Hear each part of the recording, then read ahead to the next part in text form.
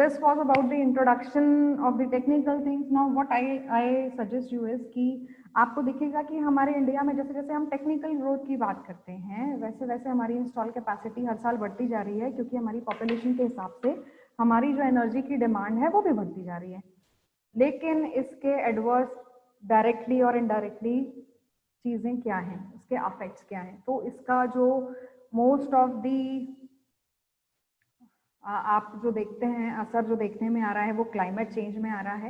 As you can see there are 3 upper part of the slide में you can see there are forest fire, snowfall in desert and melting glacier. ये सारे जो figures हैं ये 2020 के हैं। ये साउथ अफ्रीका का जो डेजर्ट है वहाँ का इस बार का स्नोफॉल का पिक्चर है, रियल पिक्चर है। ये फॉरेस्ट फायर के पिक्चर हैं। आपको मालूम है जंगलों में आग लग रही है। हालांकि पुराने अमेजन वगैरह में आग हमेशा से लगती रही है, लेकिन वो बहुत कंट्रोलेबल स्टेट में थी। आपने लास्ट ईयर देखा होगा कि ऑस्ट्रेलिया में बहुत ज़्यादा जो है वो अफेक्ट हुआ। इससे बहुत सारे जानवर जो हैं वो बहुत अफेक्ट हुए। बहुत सारे जानवरों की डेथ हो गई, बहुत सारे मर गए, बहुत सारे जल गए, बहुत सारे फ्लोरा एंड फौना जो है वो डिस्ट्रॉय हो गए जंगलों के। और अभी रिसेंटली कैलिफोर्निया में तो आप देखिए कि कोई सा कॉन्टिनेंट बच नहीं रहा है, राइट। तो ये सारे जगह के ये ड्रॉबैक्स हैं, राइट। कैलिफोर्निया मतलब यूएसए, ऑस्ट्रेलिया, अमेजोन मतलब ब्राजील, ये सब जगह जो है साउथ अमेरिका, ये सारे जगह फॉरेस्ट फायर्स भी आ रहे हैं। और ये आप जो लास्ट सीन देख रहे हैं ये पानी वाला, दिस इज ऑफ वेनिस। आपने कई सारे लोगों ने वेनिस देखा होगा मूवीज की शूट में, और वो वेनिस पानी पे ही बसा हुआ है और लोग नाव लेके चलते हैं। लेकिन वेनिस इतने सालों से एस्टैब्लिश्ड है, लेकिन कभी ज़्यादा प्रॉब्लम नहीं आती थी। लेकिन ये रिसेंट स्टडीज में देखिए बारिश में ऐसे फ्लड आ रही है। क्यों आ रहा है? क्योंकि हमारे ग्लेशियर्स जो हैं आर्कटिक रीजन्स के, अंटार्कटिक रीजन्स के, वो क्योंकि हमारा इंडिया का क्या बोलेंगे, वर्ल्ड का जो टेम्परेचर है वो 1.5 से इंक्रीज हो गया है। तो क्या हो रहा है, पूरे जो पोल्स की जो स्नो है वो सब मेल्ट होकर के पानी बन करके नदियों में, पहाड़ों में, और वाटर लेवल हमारे सी लेवल बढ़ा रही है। तो एक एग्जाम्पल भी आप देखिए, और अगर इसी रेट से बढ़ता रहा, इसको कंट्रोलिंग नहीं किया गया तो क्या होगा। ये एक नीचे जो एक कोट है, ये है by doctor Faith Birol, IEA executive director. Who is he? तो ये जो IE है ये इंटरनेशनल एनर्जी एजेंसी है जो पूरा ध्यान रखती है कि वर्ल्ड में कितनी एनर्जी जनरेट हो रही है, कितना एनर्जी का डिमांड है, कितना सप्लाई है। बोल्ड में मैंने लिखा हुआ उनका quote, the world urgently needs to put a laser focus on bringing down the global emission. This call for a grand coalition encompassing governments, investors, companies and everyone else who is committing to tackling climate change. मतलब हम जो electricity produce कर रहे हैं उसके बहुत ज़्यादा drawbacks हैं। हम उसको केवल एक साइड से देखते हैं कि हमारा करियर ग्रो होगा, ज़्यादा बार प्लांट आएंगे, ज़्यादा रोजगार आएंगे, बट हम ये भी देखें इसके साथ में कितने सारे चैलेंजेस भी आते जा रहे हैं, right.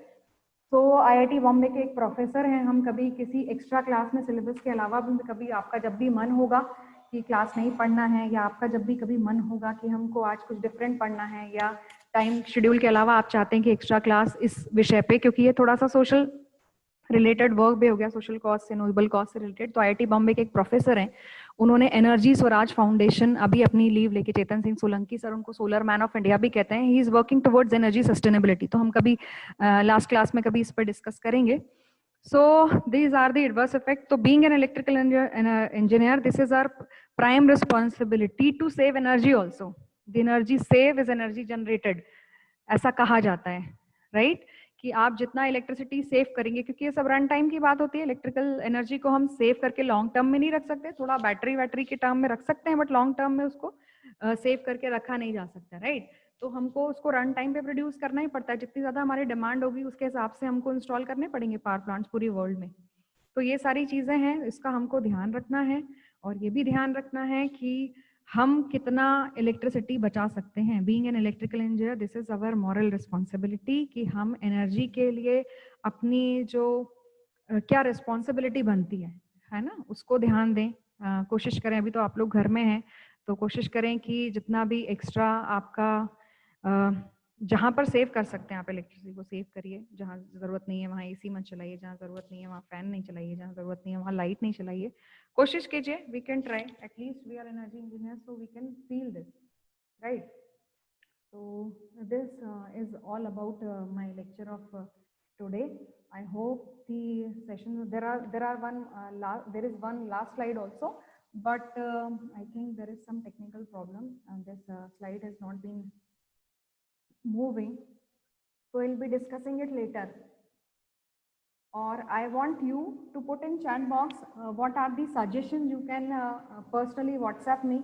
Most of you have the my number also, so you can put in the suggestion box if you are having any suggestion, if you are having any feedback. So this was the overall introduction of the class, and from next class we will be studying the types of energy sources, right?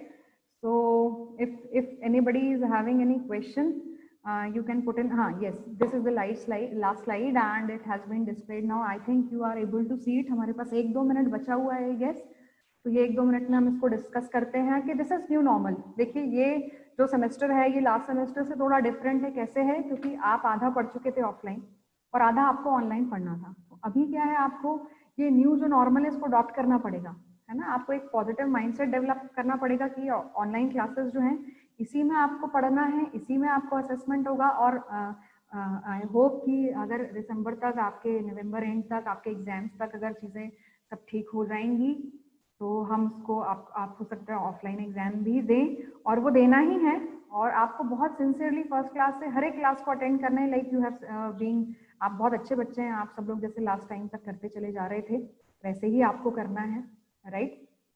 Classes attend करनी है. अगर कोई last में आया हो, छूट गया हो, तो आप ज़रा फिर से अपना रोल नंबर लिख दीजिए. जो छूटे हुए हों बार बार रिपीट करने की ज़रूरत नहीं है, बट जो छूट गए हों वो अपना रोल नंबर ज़रूर लिख दें चैट बॉक्स में. अटेंडेंस उससे काउंट हो जाएगी. तो इसका एक पॉजिटिव माइंडसेट बनाइए. एक पीसफुल प्लेस जो है वो अपने घर में सेलेक्ट कर लीजिए जहाँ आप स्टडी करेंगे ऑनलाइन. और जब तक आप नहीं अपनी इंपॉर्टेंस क्रिएट करेंगे ऑनलाइन क्लासेस की, तब तक वो फैमिली में भी वो अडेप्टेबिलिटी या वो सीरियसनेस नहीं आएगी. So it's you who have to make it very sincere because it's your life, right.